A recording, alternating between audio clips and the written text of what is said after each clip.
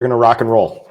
All right, everybody. Good morning. I'm Nick Slavic. I'm the proprietor of the Nick Slavic Painting and Restoration Company. I'm also the host of this show, Ask a Painter Live. It is a weekly live Facebook show where I use my almost 3 decades of experience in the craft and trades-based entrepreneurship to answer any of your questions.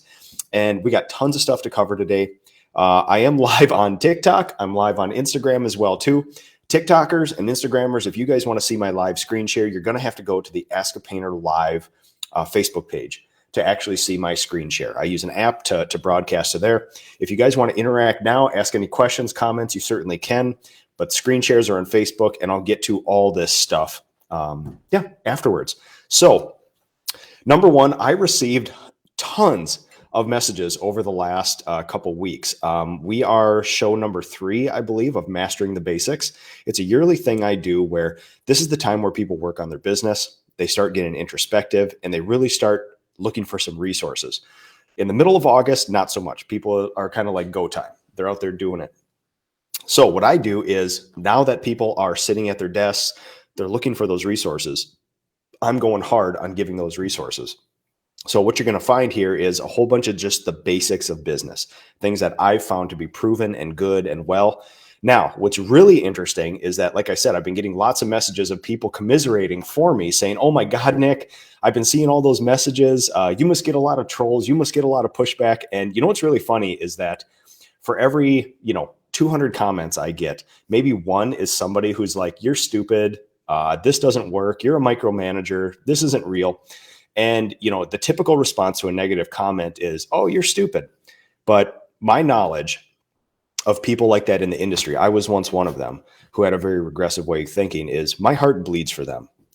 If your first reaction to a 30-year master craftsperson and trades-based entrepreneur sharing for free all the resources that made him happy, his people happy, his clients happy, and a successful business and allowed him to win many national awards, if your first reaction is F that guy, I'm sorry, man. Like, you just need some personal growth. Like, you should not have a reaction based on that. You can have a 0. You can be like, hey, that's not interesting to me, but I truly do bleed for you. My heart bleeds for you if your first reaction is that. So what I normally do is message some of these people offline and say, hey, what's up, man? How's it going?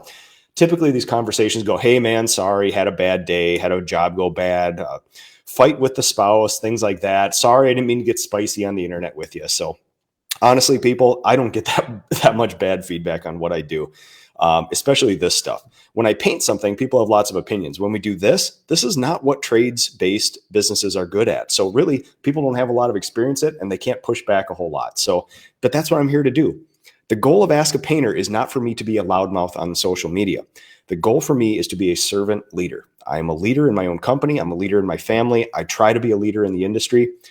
True leaders are servant leaders. They give back. This is just a natural thing. I would do this regardless of whether people watched it or whether people found any value in it. And I did for years before anybody watched this show. Remember, this show's been going on 5.5 years every week. I've never missed a week.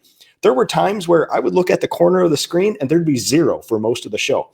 Guess what? Don't care. The information's out there and I like it. So, okay, folks, a bunch of things going on here. If you guys want a master's class, this in a 4 to 8 hour format, in person, in your area, where we can interact, share a meal, do all that stuff. There's a link in the show notes for this stuff. Something very cool that we did as an experiment last year, and we are continuing to do this year, is the Ask a Painter Live retreats. We did one in the summer. I gathered about 15 of the biggest thinkers in our industry. We got together and legitimately, we still talk about it all the time. There is one coming up in mid-February, and we're opening it up to a few more slots for people. Obviously, we have our normal people who come and know and love this stuff, but we're opening it up for a few more people. So I do not have a link in here because the link is very large. I'm going to put in a link for you to apply for this after the show is done. So what this is, the Ask a Painter Live Retreat, it is a time where 15 to 20 people, biggest thinkers in the industries, open-minded people, not the people who see a free resource on the internet and say, F that guy. These are people who are curious. They're optimistic. They're happy. They're motivated. They have the grit, but they just need the information, or they have the information and they just want to use how to harness their grit. You get to spend 3 or 4 days with me living in a luxury log cabin. It's a whole estate. It's about a 5-acre estate, 3 buildings. It's a lake with no public access. So it's almost a private-y sort of lake with not many people on it. We do outdoor activities, sauna, hot tub.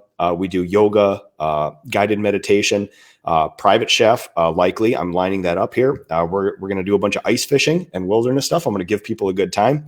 And we're trying to find some snowmobiles, which is with supply chain issues, we're not having a lot of great luck with that stuff. So if you're interested in joining us, there will be a link after this. You got to apply, though. We're not taking anybody. This is a select group of people where we have to live together for 3 days. And we don't want any people who are like, F that guy. One of those things. So, all right, people. Another fun event coming up early March is the PCA Expo. There is a link in the show notes right now to that. If you're interested, definitely get on there. It is a absolutely wonderful time where hundreds and hundreds and hundreds of the Ask a Painter live retreaters and everybody else show up, and we're going to be in Orlando, Florida this time. And we do member-based and actual operator-based training sessions for a number of days. So I'll be presenting 2 things. There'll be other peers from the industry presenting things. This is not where we get outside people, things like that. There is a little bit of outside stuff, but these are your peers actually in a place with you, presenting data and feelings and things from their own business. So it is absolutely awesome here. So, all right. Thanks for the comments, everybody. I'm going to blow through some of these comments here, and then we're going to get to what you guys came here for today: standards and deliverables. Dan Zapanzik, big show, got up early. Oh, my Canadian friends. That's awesome. Thank you guys so much. Sumter, awesome, man. North Carolina, that's a place I would love to do a master's class. I actually lived in North Carolina for a bunch of years in the Army, and I have fond memories of mixing it up in that place. So Joe Theseus, good morning. Lucas from Norway. Hello from Norway. It's not fair. You guys wake up, make some coffee, start watching the best show for a week, and Nick, and I have to sit in front of my computer for 7 hours before the show starts here in Europe. I love it, man. Lucas, I love interacting with you, man. Another big thinker from across the way here. Reno, Nevada, greetings from the Finger Lakes. Oh, man, Jim Davis. That's a beautiful place up there. All right, David Evans, good morning, my good friend from the industry. Skylar, I find my new hires take their job much more seriously when they have a job description, standards, and advancement plan. So, as always, I'm going to share with you my latest iteration of all this stuff. And I will, after this show, I will actually send you the packet of some of these PDFs so you can base your own stuff on or use these for your business. I legitimately want this industry to be better. These little things we're making are freedom machines, and done right, they can legitimately change your life and everybody's life associated with it. Clients, employees, apprentices, craftspeople, leadership team, everything can change based on that, based on these things. So I really do want everybody to win. Now, I want everybody to win so badly that I give all this stuff to businesses that are operating in my market, that we bid on each other, or we bid on the same projects. I want our clients in this service area to be serviced better. If they have more better choices, those guys, the unprofessional people who come in and give the client a bad experience with a super low price, will not be as attractive if 90% of the people out there run a professional business and know how to price the risk. Things like that. Oh, Maurizio, bom dia, all my friends in Brazil. Aaron Michael Steininger, one of the greatest inside jokes that's ever lived. F that door. Take a look at that, Aaron. Ooh, there we go. Look at that.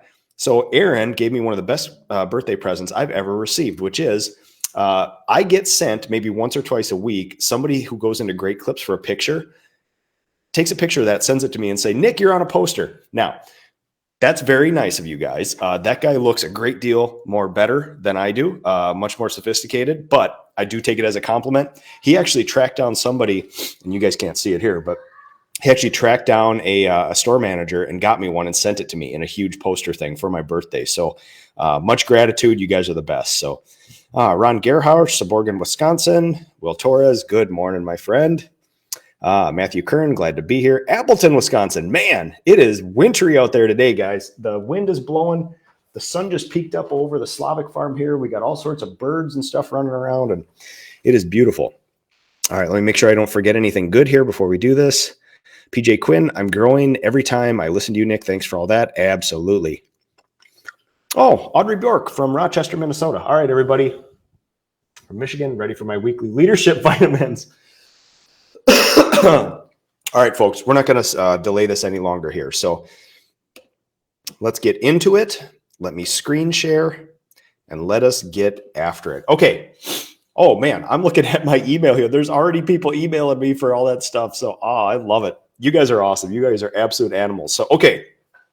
This is show number 3 in the Mastering the Basics series. This one is standards and deliverables. Now, standard operating procedures, which we did last week, is much more like, oh yeah, of course, it's a recipe. It's an algorithm. It's a list of steps to do in a project. This one gets a little more businessy. This one gets a little more like, again, I would label this under the unsexy, mundane, maybe even boring, but absolutely essential to running a business.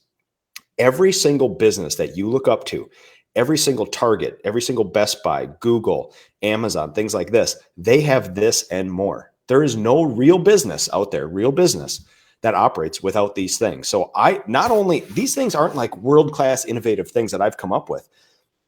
I consider this the admission fee, the price to play in this industry. If you don't have these, you can cowboy yourself through a little bit of this, but you will get crazy ups and crazy downs. How do I know? I'm speaking from experience, people. I have ran a cowboy business before where it was my grit and working 150 hours a week in order to make this thing work. But that is not sustainable and it's hugely risky. So mastering the basics. These are the things we're going to talk about today. Let me just make sure my screen is good in here. Okay, we are looking good. Skylar Stewart, you are going to laugh here, but I bet Nick has an SOP for answering his requests for document emails. I do. 17 clicks between when somebody sends me an email to when I send them an entire email full of PDFs. In and out the door, I actually have a template of an email that I add in certain things when people ask things. So absolutely. All right. We're going to go over job descriptions, competency-based metrics and pay scale, GSRs, goal setting and review, org charts, organizational charts, employee standards and employee handbooks, training and accountability. I know this sounds like barn burner, but honestly, you focus some of your time on this in January and February here, legitimately your business and your life will change. These are the things, like there's sexy things, right? Like testing out a new coating, getting a new van, hiring somebody, that are kind of sexy and fun and this. These are things that you toil away in your office and tweak, and they're living documents. And if you get these things right, legitimately, you will notice a huge difference in your business. Some quick notes here. Like I say in all these things, if it's not written down, it doesn't exist. So if you tell me that you have a pay scale and I ask you for it to email me, well, everybody knows you're here for another year, you get $1 an hour. I would say that doesn't exist. That does not exist. It must be written down for it to exist. And on top of that, the next level is you must train people to it. They must have a copy. They must sign off on it for it to exist. If you just make it and throw it in a thing and verbally describe it to people, I would still argue it doesn't exist. All of these resources are worthless without accountability. I can send you my pay scale. I can send you my goal setting and review process. Without accountability, without training people to the standard, holding them accountable to the standard, coaching them to get better performance, you will never, ever, ever feel the benefit of any of these things. You must train, review, and give feedback during your training for it to be useful. One of the books that has touched me the most over the last couple of years is a book called Grit. Angela Duckworth, a social scientist, created it. And I'm a firm believer that you need grit and you need information to be successful. The information is here. I'm giving it to you for free. It's a great place to start. Do you have enough grit to get up early in the morning, adapt these to your business, and actually use them in your business? I would say the majority of things that I send people don't ever get used or don't ever get opened. People don't have enough grit. You're getting a world-class resource, something that has legitimately worked and is working in our industry. Most people don't open them or don't use them. So sometimes the question is, do you have the right information? Yes. Do you have enough grit? Angela Duckworth in the book Grit, she prescribes that you can actually increase your grit. And grit is finding a passion and having the perseverance to see it through over decades. If you do not train, review, or give feedback for any of these things, it's useless. You need the grit to see these things through and hold your people accountable. Job descriptions, number 1. Seems simple, right? We think, well, listen, you sign up for a painting job. You know we're going to paint. Not so fast. Job descriptions to me don't just list out interior, exterior. We're on roofs. We use ladders. We scrape. We brush. You got to have some employment basics. And basically, this is a condensed version of an employee resource guide for me. It gives some I base this thing on, and I show this people during the interview process. I've based this on all the FAQs that people have asked me over the years. If a question comes up every single time, hey, how do lunches work? You have a 4-day work week. How does that work? When is start time? When is end time? When do we get paid? Those are all things I put in the job description because people just want to know. If I want to recruit and inspire somebody to join me in this business, there's certain things they're going to want to know. My goal is to answer that before they ask it. It is the key for being successful. They need their job to be based on something. I also put in things that I found over the years that make people the best at this.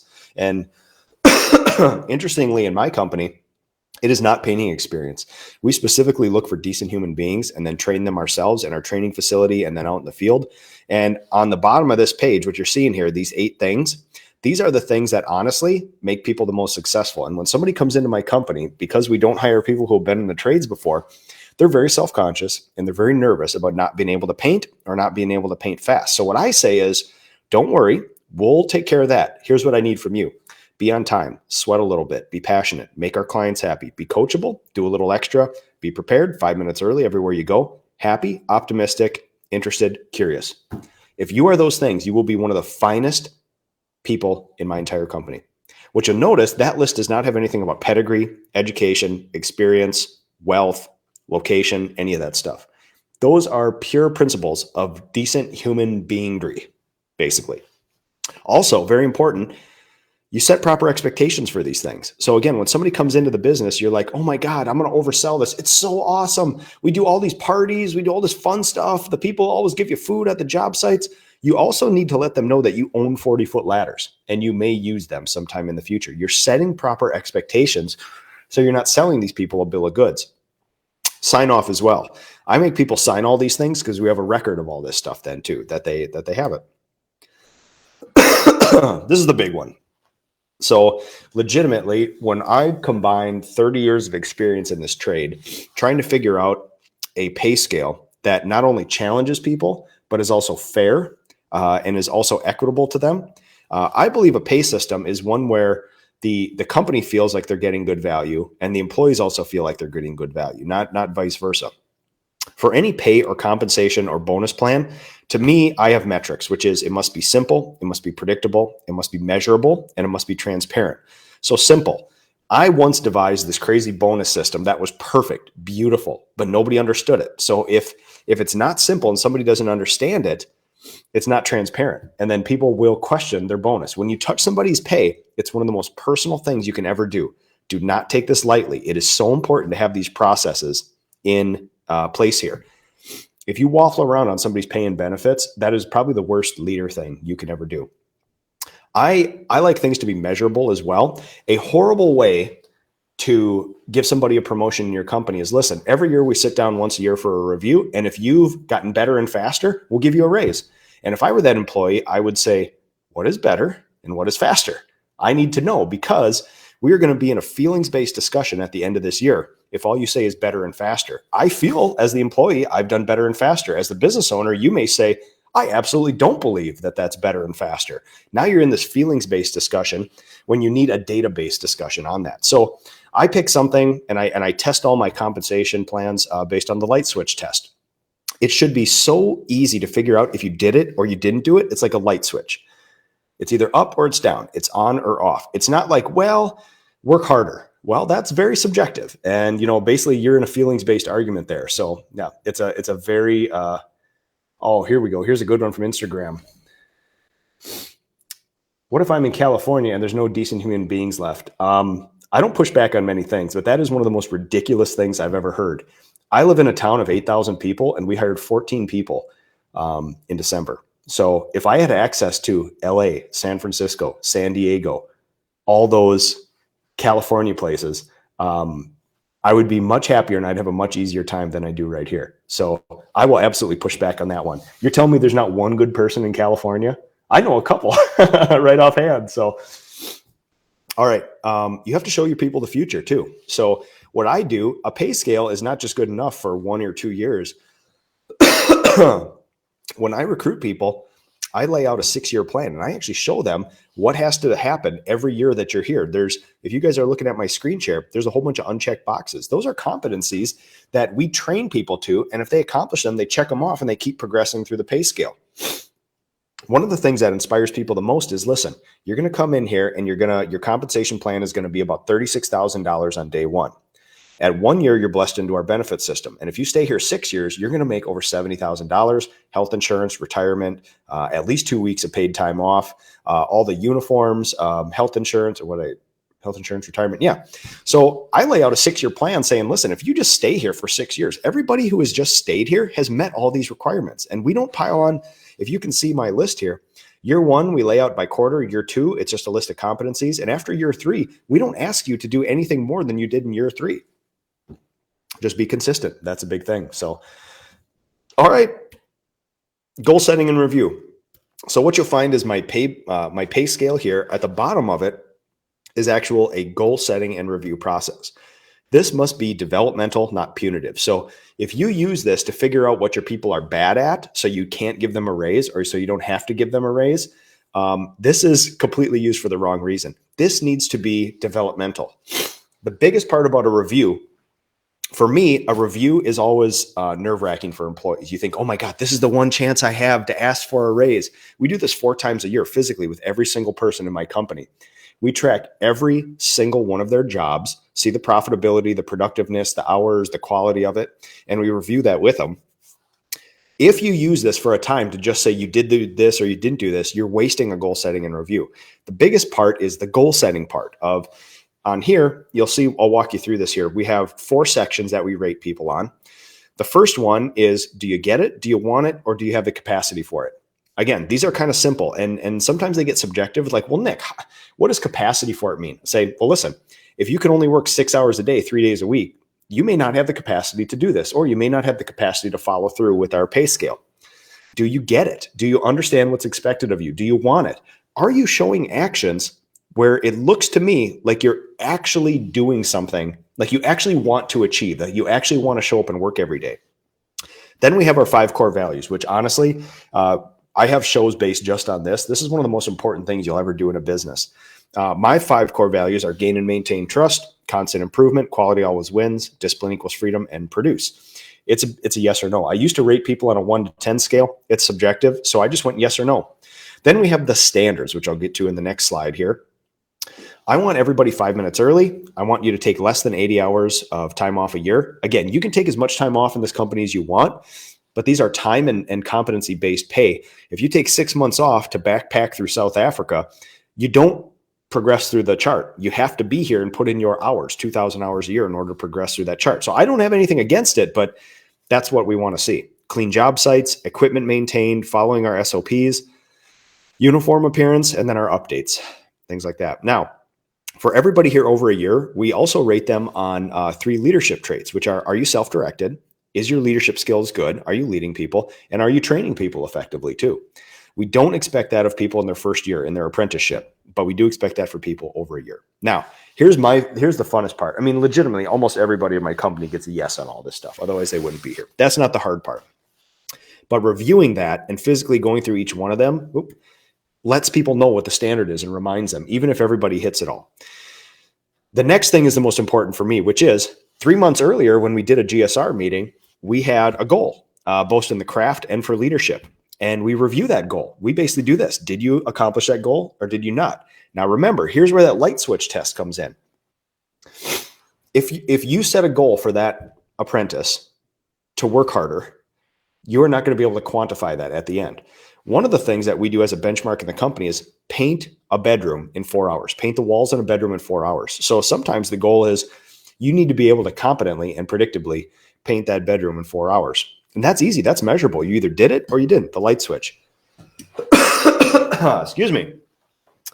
Frog in my throat this morning. And then you set a goal for the next 3 months. Because again, in 3 months, we're going to be doing this together and you want to look back and see what the goal was. I also give my people a chance to throw in a personal goal. A lot of the times it's something like buy a house, and that's not not related to what we're doing here, right? Your pay is something that allows you to buy that house. So a lot of the times I will personally coach and mentor people in personal finance and home buying, real estate transactions, things like that, because I want my people to succeed. This is a freedom machine. I want people to have the benefits of what this company allows.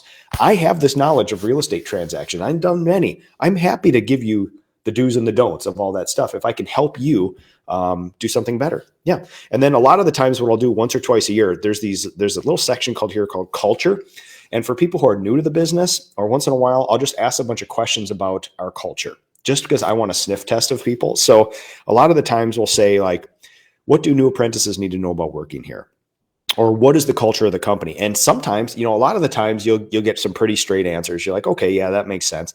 Once in a while, you get a real zinger and somebody will surprise you with something. And you'll notice a lot of patterns. And again, remember, as leaders, we are pattern detectors. And when you interview, 20, 25, 30 people, you're going to find patterns really quickly. All right, before we go into org chart, let's go through and see what we got for we got a whole bunch of comments today. Holy mama. Matt Orsino, my good friend from Missouri. Al Brown from Orlando. We are having the PCA Expo in Orlando. So, Al, you should head on down there. Kathy Vachko, how's it going? Good to see you. Mike Miller, wintry here in northern Florida, 35 degrees. Holy mama. That's Florida stuff. Alan Sawatsky. Hey, good morning. Or Alex Sawatsky. Good morning, man. A fellow Minnesota. Love these. I learned so much. Awesome, man. Thanks a lot. That means a lot to me, especially coming from you. You're a substantial dude in our industry. So, Brandon Lumby, thanks so much. Will Torres. Nick, we need all the good resources. Let's not waste time on the pushbacks. Agreed. You have to attract them and find them. Tony Joseph, absolutely. Talking about employees. Oh, let's see here. Can employees jump ahead of the 6-year timeline? Yes, they can, but you have to be really careful. Now, leaders do not want to make cultural bombs in your company. If somebody is an amazing producer, amazing leader, you should possibly give them the option for that, but you're setting a precedent. If somebody else who gets paid less performs higher, you could have a culture bomb where both of those people fight and then they both leave the company. So you have to have an equitable competency pay system. So when somebody says, oh my God, that person makes $1 more than me, we can actually go to the job costing. We can go to the companies and say, well, listen, every apprentice we give that person meets all their goals. The last 2 apprentices we've given you, they haven't met their goals. So one of the competencies you have to do is your apprentice has to hit their goals. So let's make a plan together for the next 3 months to do that, to get you that raise. All right, let's see what we got here. Ron Gerhardt. How can we implement the system within our company that we have numerous employees that have been with us for several years, so much as 10? We have not implemented these type of systems. So you have to. You basically have to codify this stuff. I was talking with somebody the other day. The best way to implement something new is to go on a 3-month plan, which is introduce it, tell them what's going to happen 3 months from now, and daily and weekly and monthly coach people on it, introduce things, explain it, train them on it. And every time you interact, say, listen, 3 months from now, this is going to be implemented. 3 months from now, this is going to be implemented. The worst thing you can do for apprentices and craftspeople and employees is just drop a bunch of stuff on them. If you take all this stuff and you show up Monday in your company and lay this on everybody, that scares them, even if it's better for them. So you have to have a 3-month plan of doing that. It's better to do it. And honestly, when I first implemented a pay scale, maybe 4 or 5 years ago, I was like, oh my God, people are going to see it as like limiting, because I would. But universally, everybody cheered it on. It was like a safety blanket. Like, oh my God, that's perfect. We can see 6 years ahead of time. This is awesome. Thank you for that. We get it now. So people will like it more than you think. Michael Giordano. Blessings to the community. Thank you. Let's see. Kathy Vachko. We held a strategic planning meeting 2 weeks ago and discussed company goals. I also helped my staff write individual work goals for themselves. I was surprised by a few and excited by others. Only a short time so far, but excited what I'm seeing. Kathy, I would love to hear more about those goals. I would love to hear more about those surprising goals. Kevin Wooten, how's it going, man? Good morning. Harvey Follis, good morning. Mario Lopez, hey. Southern California. All right, Ventura. Let's see. Savage Sprayer, good for you for how you think regarding the culture war. People arguing about who gets paid more or not. It's got to be equitable, man. It's got to be equitable. That's the thing. We need to be better business owners. I will Employees, apprentices, craftspeople only react to the system that's built around them.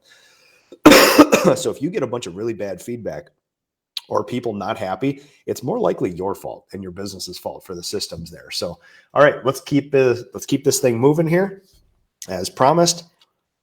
Org chart. So I always waffle between including this one and standards and deliverables or not. But honestly, when I lay out the org chart, I like a bottom to top org chart or a reverse org chart where I'm on the bottom, my leadership team is next, and then all my apprentices and craftspeople are above me because we are in support of them. It is not a top-down thing where I'm at the top of the Christmas tree and everybody else is underneath. They don't support me, I support them. I like that inverse sort of thing. I do also like how everybody's compensation plans and deliverables are all tied to each other. That's another thing that we did years ago that has actually worked out amazingly well, which is when you take our painters, they have a compensation plan that benefits the sales team and the production team. The production team has a compensation plan that hinges on, it's kind of like that three-legged stool thing, like the branches of the government.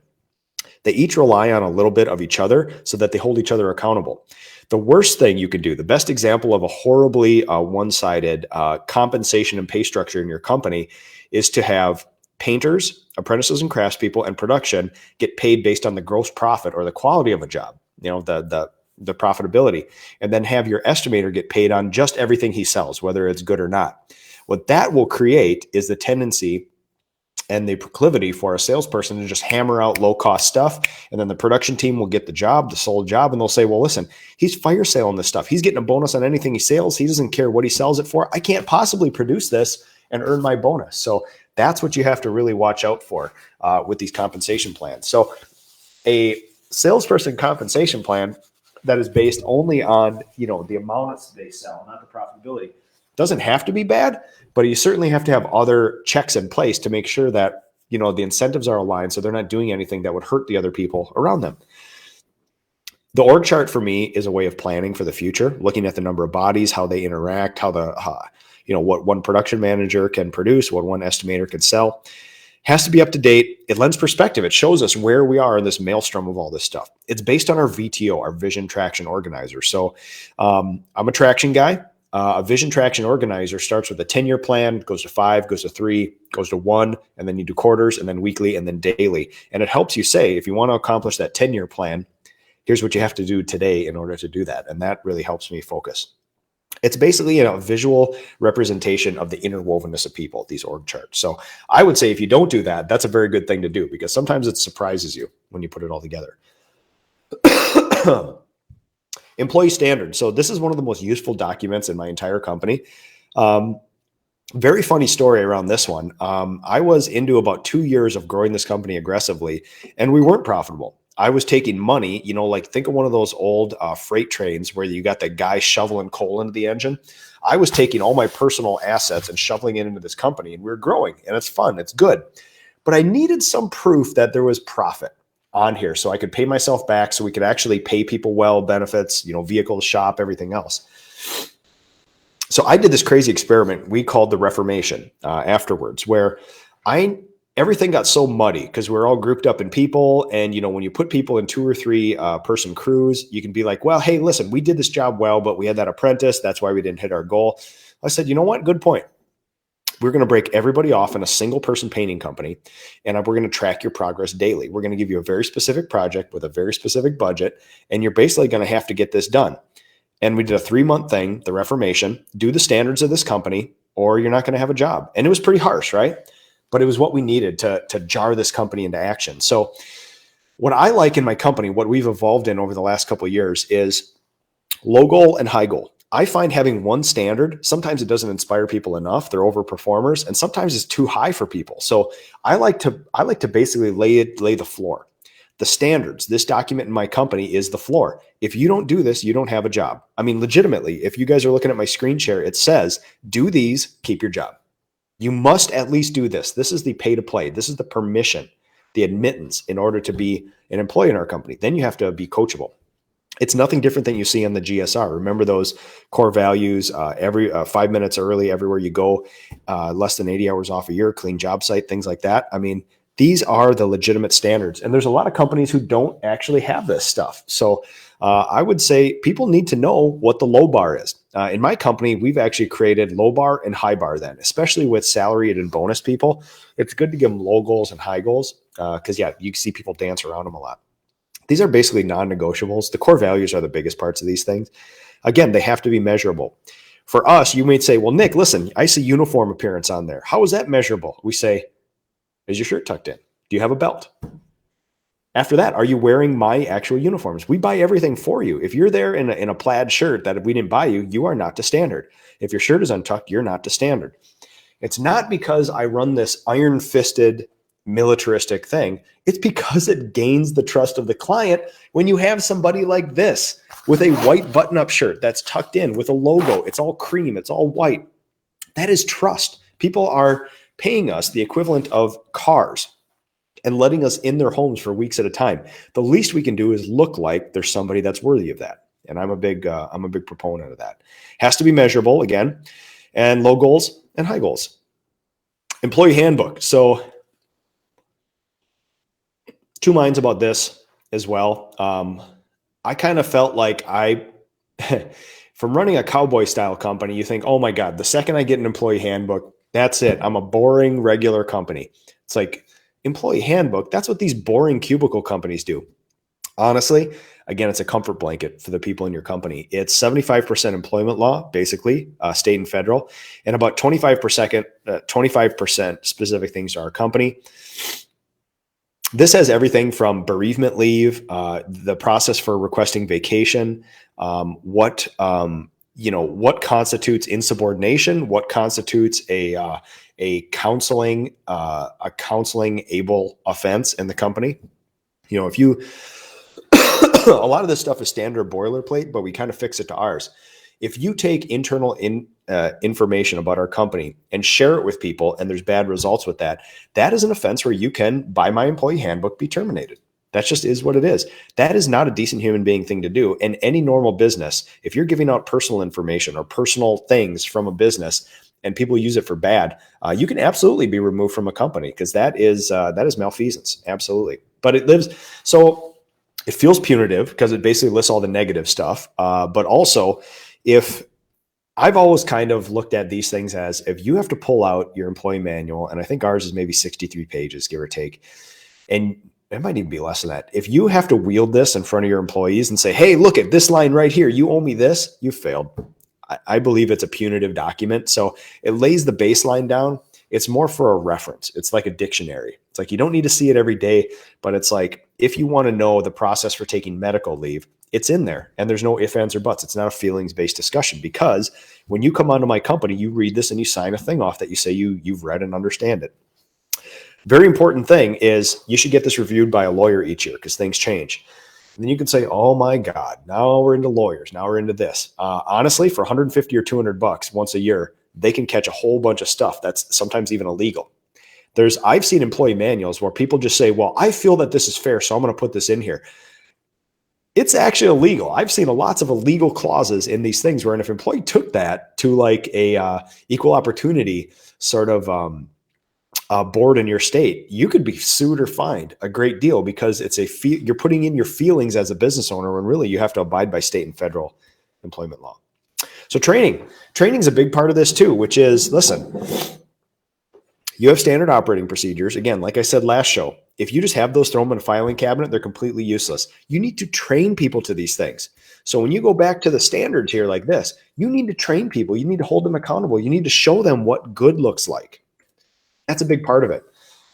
Also, we don't have unlimited time. Nobody does. So what we do is when we train people to the majority of what we do. In our training facility, you will not see any exterior training being done. It just is what it is. We focus on wall painting, ceiling painting, cabinet and trim prep. What you won't even see there is cabinet and trim spraying. That's what we focus on. Those are the things that will give us the biggest reward in the shortest amount of time. The document you see up here is our 2-week apprenticeship program in our shop, basically highlighting how somebody is onboarded, how somebody is trained, things like that. Now, I can send this to you, but there's no information in it. It doesn't actually give you secret videos or secret pamphlets. This is human to human, one-on-one training.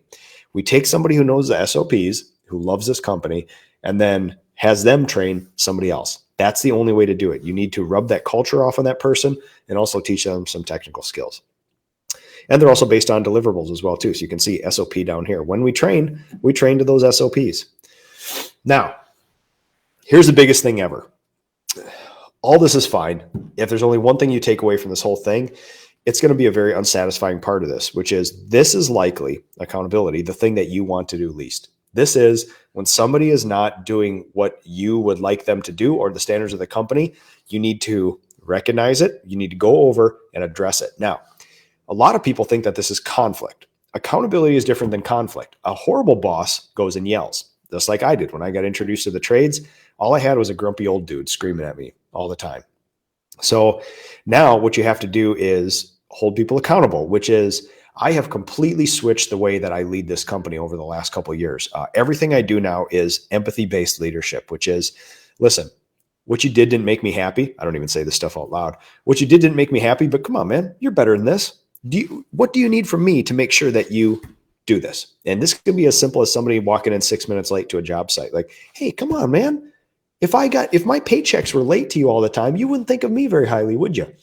So same thing goes here. You need to teach the people the reason behind what you do things. I don't put 5 minutes early everywhere you go just so I can find something to be punitive about.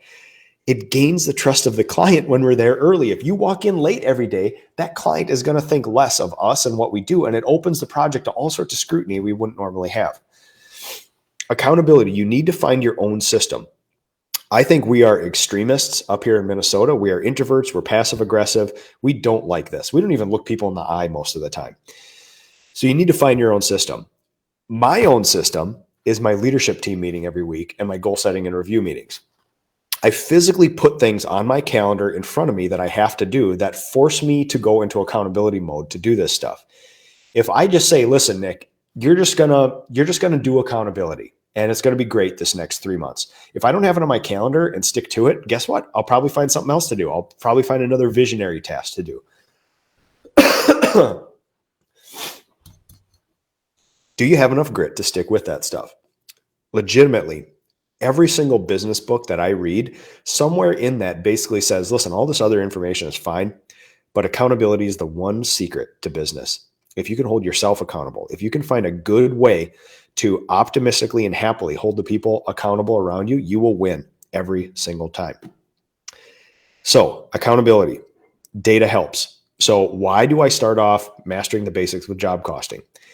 Job costing is the baseline data to give you a much easier time as a leader in your business. If you want to talk to an employee about poor performance and you're just basically saying, I don't like the way you paint, that is not a great way to lead. And I would say that is your fault, not the employee's fault if they get angry.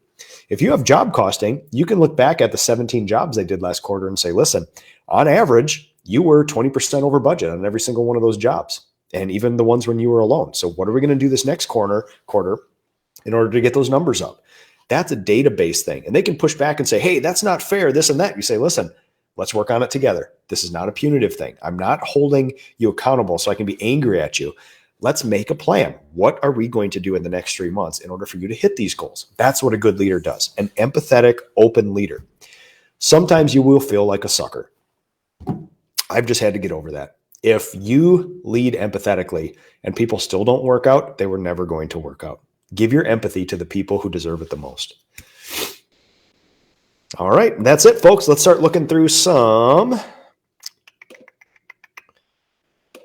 Let's pop my big old face back up on screen here. Oh, thank you so much, people, for doing this. I love the, stop this. All right.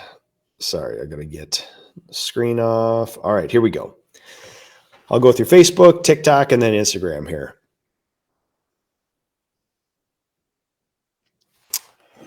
Dave Pine, starting 2 new people in Portsmouth Painting Company Monday.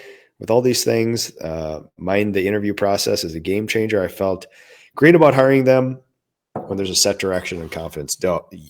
You're going to see the look on their face be different if you implement all this stuff. That's a huge thing. Alan Roshecki, thank you so much. Dustin Steer, Michigan, how's it going, man? Lots of good knowledge. Brian Santos, my good friend from the industry. This topic is one of the greatest issues of a successful growth of a painting company. Brian knows he works, he advises for a franchise company who has hundreds of businesses, and he has access to all that. And he has the data points. If you think I have data points, he has the data points. Stephen Colvin, thank you so much. Kevin Wooten, is the single job budget set based on hours per job? Yes. So we basically have a formula in my company. This is going to change for everybody's company, but we set a kind of easy to hit goal. We use $60 of revenue as the thing. So we basically take a 1,000-hour job. We minus out 15% for materials. It's just an estimate on materials. So we'll have $850 left over for labor, and we divide that by 60, and that will tell us how many hours we would like this job to get done. A budget is just a prediction. The job costing actually tells you what you did.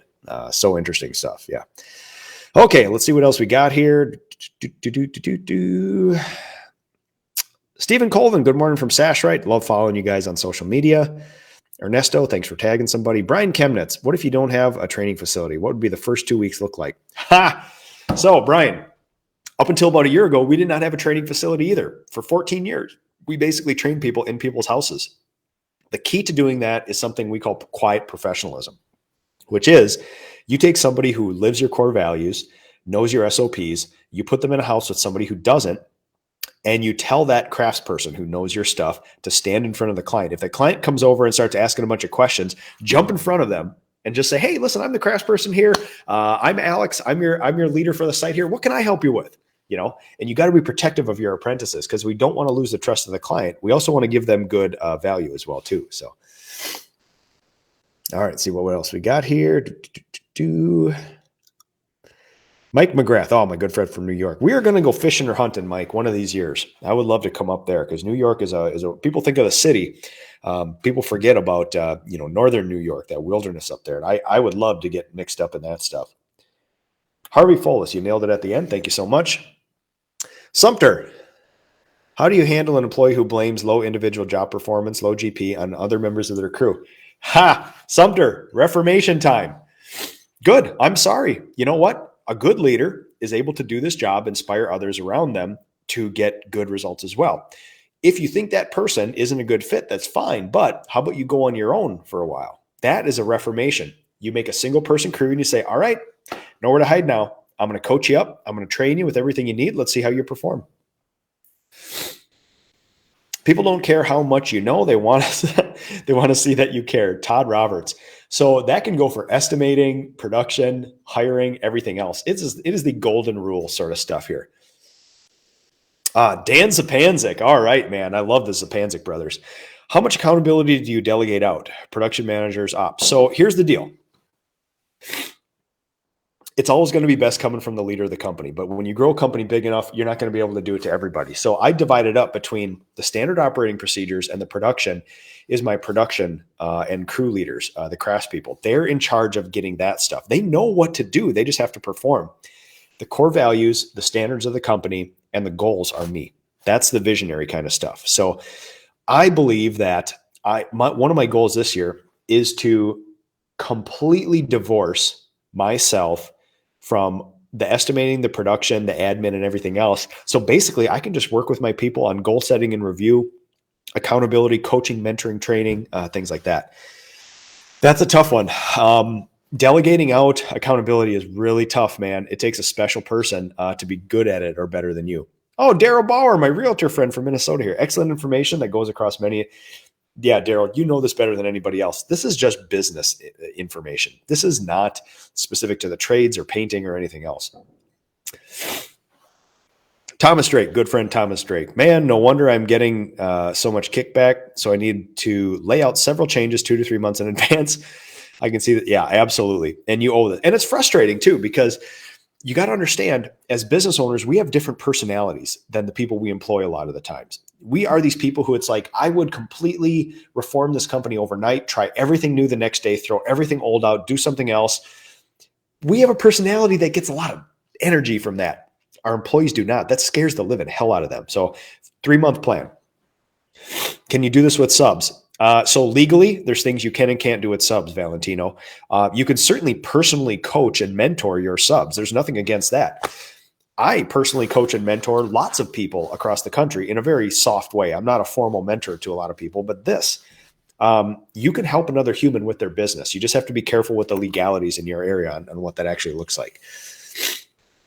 Carlos Escamilla, new here, new painter. I found you and glad you received your information. You're awesome for what I see. Awesome, man. Keep digging in, man. There's 5 years of this stuff, and I'm happy to help you anytime you need here. So, Daryl, question.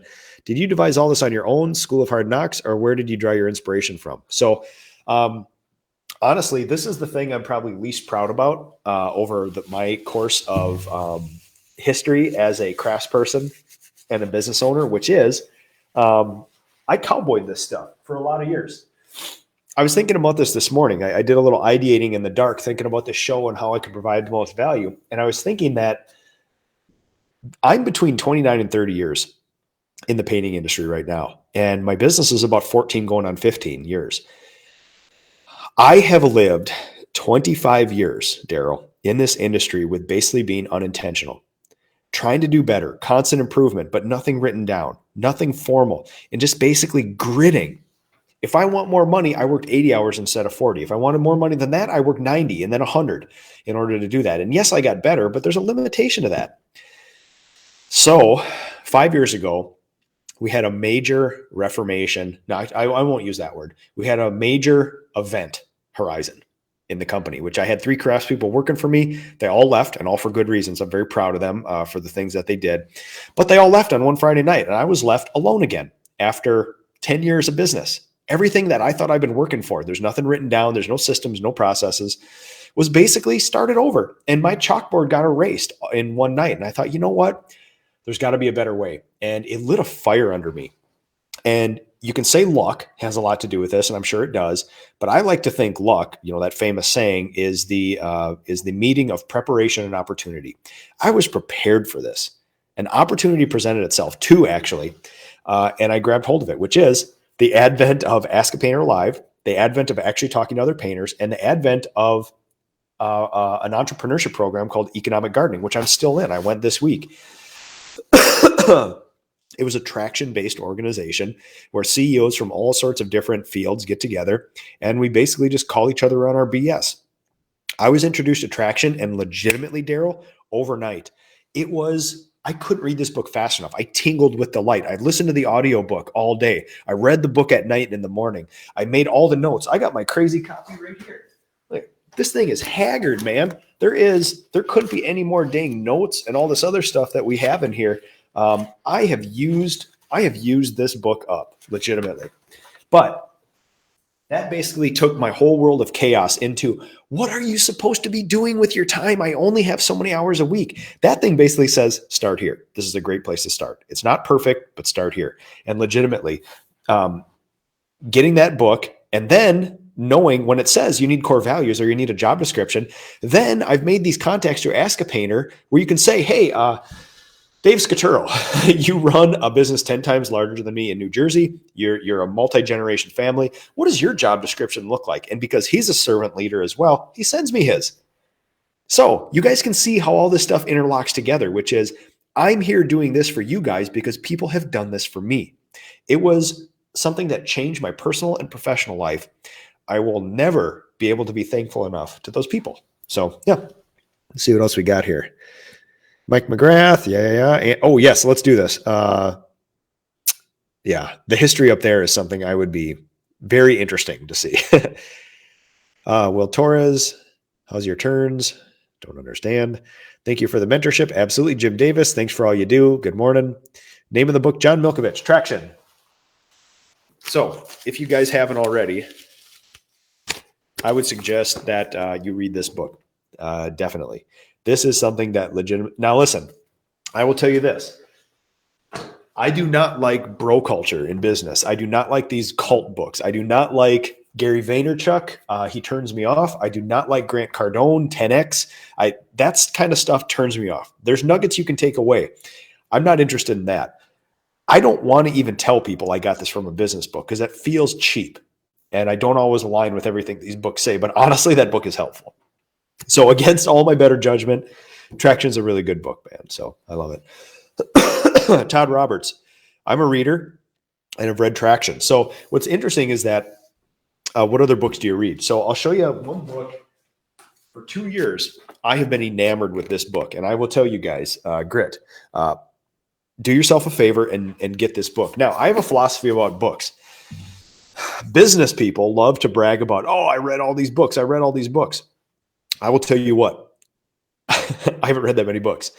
I listen to a lot of audiobooks to see what books that we're going to be reading together in my business. We have two things, my leadership team and my leadership coaching, which I do for my entire company.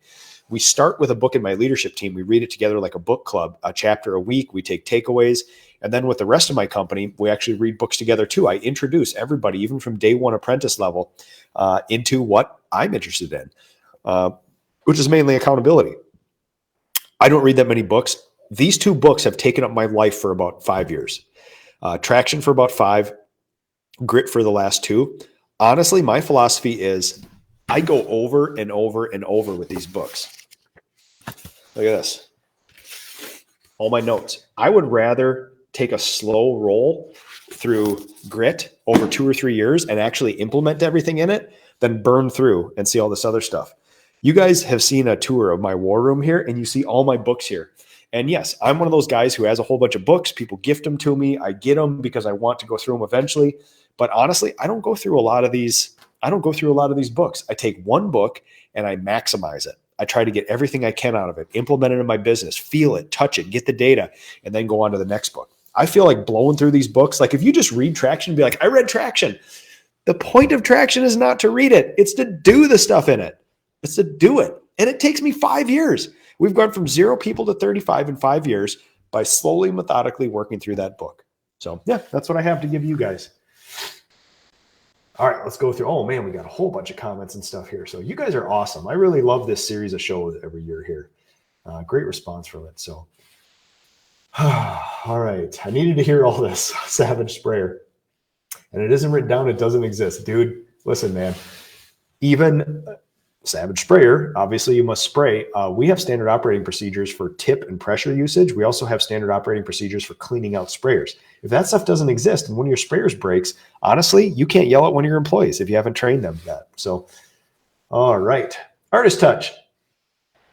Give back what was so freely given to us. The main reason I'm on IG, talking to other painters and share it and growth of knowledge. You help a lot, including myself. Thank you guys. I really do appreciate that. Man, I really do appreciate it, guys. That's kind words here. So Dan Zapanzik just ordered Grit. If anybody ever wants to debrief me with Traction and Grit, I am all for this. This is a scientific based study based on psychology of what makes high performers and how you can improve yourself. There is science, people. This isn't one of those books, 10X baby, let's just go out there and do 10 times more. That book didn't touch me. This book, I listen to this on my walks every morning. And I over and over, and I get something new from it every single time.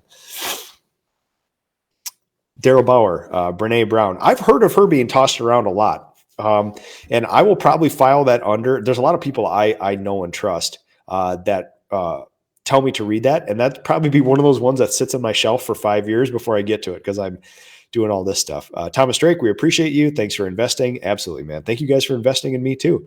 Just ordered both books, Jim Davis. Now you got it. So information and Grit. This is $7. Do you have enough grit to read Grit and implement Grit? It's sort of a meta weird thing when you get into Grit like this. So Stephen Colvin, you are so organized. It makes me think you have 36-hour days. So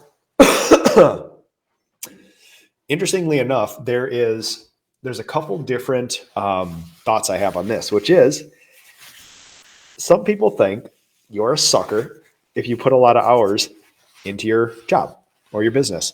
I do not. But you are a sucker if it starts having detrimental effects on your family or personal life. So you have to be weary of that. I made a deal with Toots, my wife, years ago that, listen, I'm going to break myself. I do not want to take 20 years to do this stuff. I want to do it all now. So we're going to take a lot of pain and then we're going to get a huge reward.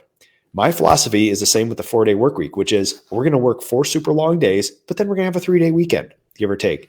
Same thing goes with all this stuff. I work from 4 a.m. to 5 p.m. 4 days a week, and I work from 4 a.m. to 11 a.m. on Fridays.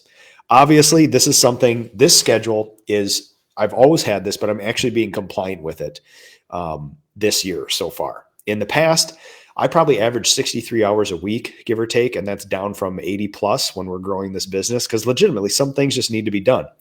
And if you're putting in 80 to 100 hours a week and you're growing a business and you feel like a sucker, don't. How fast, how good do you want this to be? I will get some people that say, Nick, I'm only going 8 to 4, Monday through Friday to grow this business. And I will say, you have a very long road ahead of you. Not good, not bad. You have a long road ahead of you. You will not be going through rapid cycles of failure and successes fast enough to make these decisions. And it's going to be a very, very long, painful road for you. So I'm of the mentality, do it now, do a lot of it, get the data, get the feelings, and move on with your life. So, yeah. So Stephen, honestly, one of the best things that I've ever let sink into me is that in a 24-hour day, we have 3 8-hour periods, give or take.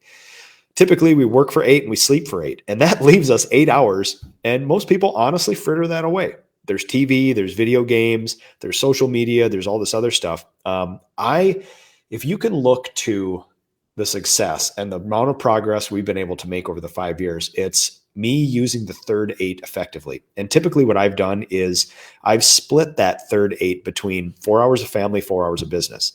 So then people will say, well, Nick, I'm not seeing a whole lot of you time in there. And I will tell you that I love this more than anything else. I don't need you time for this. I get that on the weekends with my family in a very concentrated time. This legitimately is my passion. It's a competitive advantage. If you do not love the deep parts of the craft, the science of coding, or the deep science and love of entrepreneurship, you're never going to do as well. It just is what it is. People who love things will perform a lot better. And that's actually part of this, passion and perseverance. If this is not your passion, you're only going to have so much perseverance for this sort of thing. So I love this. I love this. Okay, sorry. We're getting comments from all over the place here. I'm just going to have to shut this stream off pretty soon because I'm going to hang out with my family soon. Alex Garcia, have you written a book? If I haven't, I would love to have a signed copy. Yeah, honestly, everybody does it better than me. I could take what everybody else does and put it in something condensed. But honestly, if you watch Ask a Painter and Traction and Grit, honestly, I don't know if I can do better than that. And I probably won't. So Russell Lindsay, where can I find SOPs and other necessary paperwork to start with and adjust for our company? Go to the Ask a Painter Live page and scroll through the shows, all that we've done in January. And I have instructions where I will send you mine for free. And do you have enough grit to go do that? We'll find out. But it's all there for you. Alex Garcia, no words to express. Holy cow, man. Thank you for that. I appreciate that. Thomas Drake, this is you time. Focus on what you love. Michael LeDuc, do you think that your SOPs to improve the processes come from your military service? So Mike and I are old military veterans from New Prague here. He moved to Australia.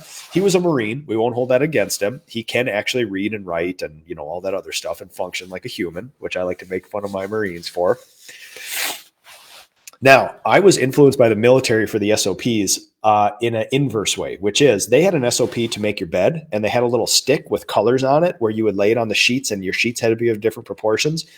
That makes me want to throw up in my mouth, and I promised myself I would never do that in my business. So I did take SOPs away from the military. I actually got these really cool SOPs. I got some from my old machine guns that I used to carry and jump out of planes with over there. They're this thick. SOPs for machine guns. How compliant do you think people are with those things? Or do we just figure it out in the field? What I took away from the military was don't go crazy with SOPs because you get so many of them and there's no way people can comply with them. So we only have an SOP in our company for something that must get done, and we make it simple. We make it easy.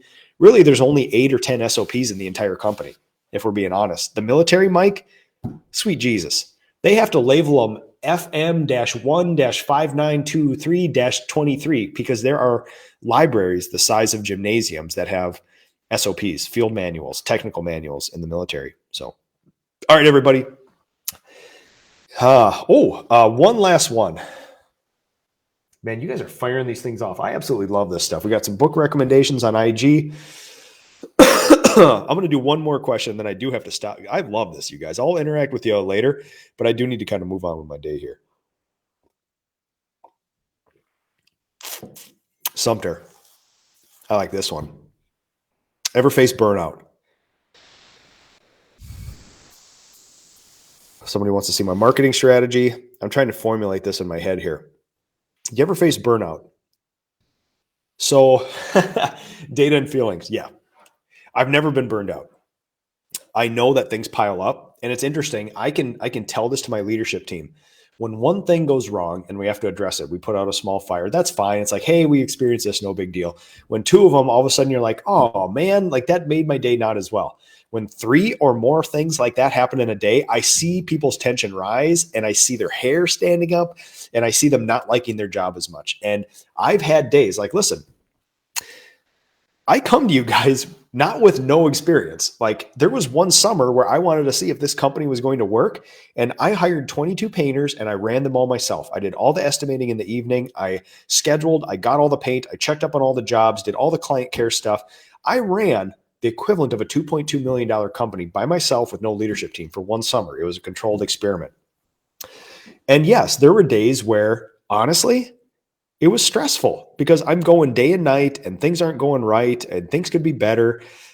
Payroll is tough. I mean, when we hire a whole bunch of people like we do every once in a while, payroll gets tight, and all of a sudden, that adds a little bit of stress to your day. But the problem is I have enough data points to know that now that this is going to work. We have the principles down. We have accountability. We have all this baseline stuff. Our job costing is good.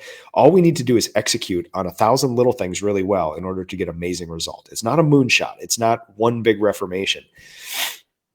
Back in the day, what fueled me was my love of this. I had this deep-seated feeling that you could not shake me from, that this is going to work. Honestly, it's going to work. And if not, screw it. I can paint. I can do this myself. I can be a very profitable single person painting company. It's not what I want though. I want people to feel the freedom and the love of what I do as well. I think we are legitimately in the Wild West. This is a hidden gem. This is craziness. People do not know what the possibilities and the potential is right now where we stand. I want people to know that because it has legitimately changed my life. I don't think people understand what real freedom in their life can be like. Freedom is the absence of having to do something or the choice to do or not to do something. Freedom for me is the ability to put in all this extra time and see a reward. If I work for Best Buy in a mid-level manager cubicle thing, if I put in 100 hours, I probably wouldn't see any more benefits than I did over 45. That's not freedom. I also have the freedom not to do this. The good thing is I love it and I choose to do it all the time.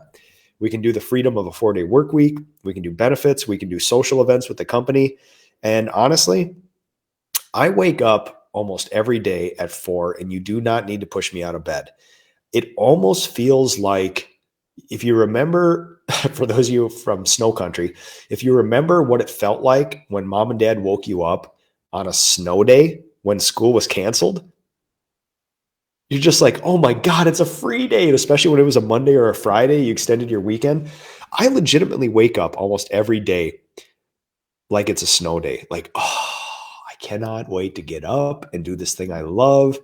I think it's because I basically, without saying it, I wake up and it's like mom and dad woke me up and said, Nick, you don't have to go to a real job today. You can do the thing you love, your little freedom machine. And to me, it's like, that's like saying school just got called out for a snow day. So we're going to leave it at that, folks. I really appreciate this stuff. I'm going to get in here. I'm going to put in a link to the Ask a Painter live retreat. If you guys want to join me in an amazing group of people where we go deep with this, traction, grit, limiting beliefs, guided meditation to go over limiting beliefs, outdoor activities, sauna, hot tub, maybe even a polar plunge this time.